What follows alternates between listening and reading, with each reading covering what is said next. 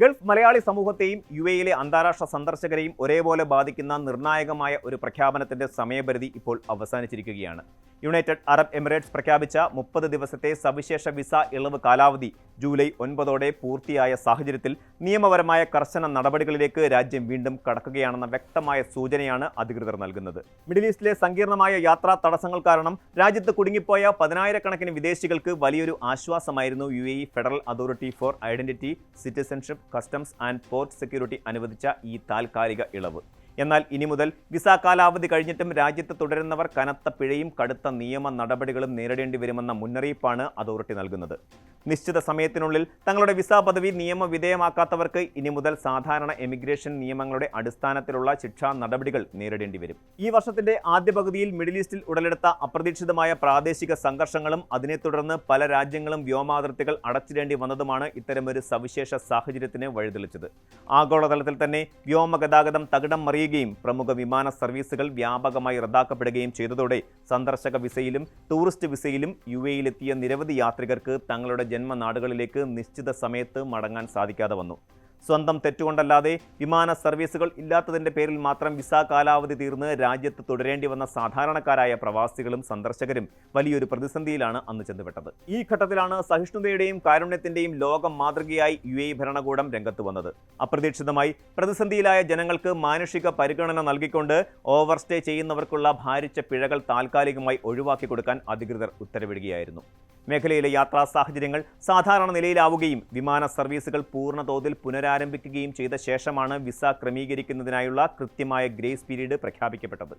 June 10 മുതൽ July 9 വരെയുള്ള 30 ദിവസത്തെ സമയമാണ് വിദേശികൾക്ക് തങ്ങളുടെ ഇമിഗ്രേഷൻ പദവി കൃത്യമാക്കാൻ അതോറിറ്റി അനുവദിച്ചിരുന്നത്.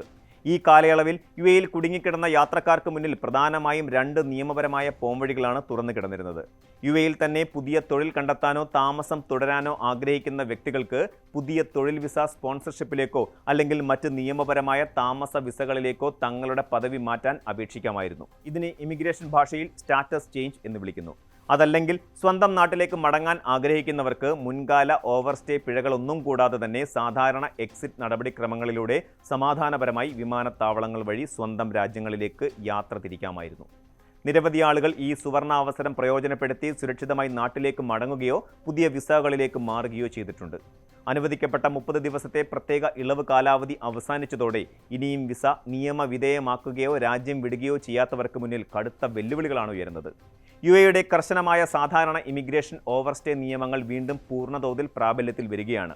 ഇതോടെ വിസ കാലാവധി കഴിഞ്ഞ ഓരോ ദിവസത്തിനും നിശ്ചിത തുക വീതം ഭാരിച്ച ഓവർസ്റ്റേ പിഴയായി അക്കൗണ്ടിൽ രേഖപ്പെടുത്തി തുടങ്ങും.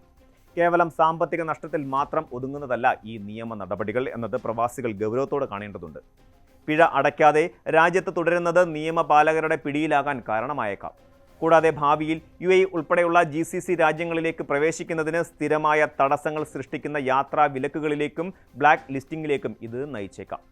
വിമാനത്താവളങ്ങൾ വഴി സാധാരണ രീതിയിൽ യാത്ര ചെയ്യാൻ ശ്രമിക്കുമ്പോൾ ഇമിഗ്രേഷൻ കൗണ്ടറുകളിൽ വെച്ച് തടയപ്പെടുകയും പിഴത്തുക മുഴുവനായി ഒടുക്കാൻ നിർബന്ധിതരാവുകയും ചെയ്യുന്ന അവസ്ഥയാണ് ഇനിയുണ്ടാവുക. നിയമങ്ങൾ എപ്പോഴും കൃത്യമായും കർശനമായും നടപ്പിലാക്കുന്ന രാജ്യമാണ് UAE എന്ന കാര്യം ഓരോ പ്രവാസിയും സന്ദർശകനും വിസ്മരിക്കരുത്. അതുകൊണ്ട് തന്നെ നിലവിൽ വിസ സംബന്ധമായ എന്തെങ്കിലും തടസ്സങ്ങൾ നേരിടുന്നവർ ഒട്ടും സമയം കളയാതെ ഇമിഗ്രേഷൻ അധികൃതരുമായോ വിശ്വസ്തരായ ആമർ കേന്ദ്രങ്ങളുമായോ ടൈപ്പിംഗ് സെന്ററുകളുമായോ ബന്ധപ്പെടേണ്ടതാണ്.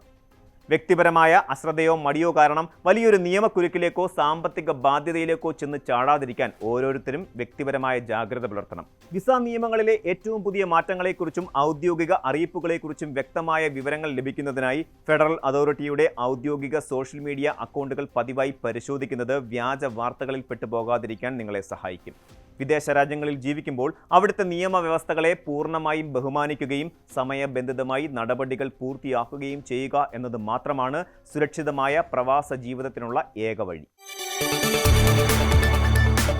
കൂടുതൽ വാർത്തകൾക്ക് News 18 Keralam YouTube channel subscribe ചെയ്യുക.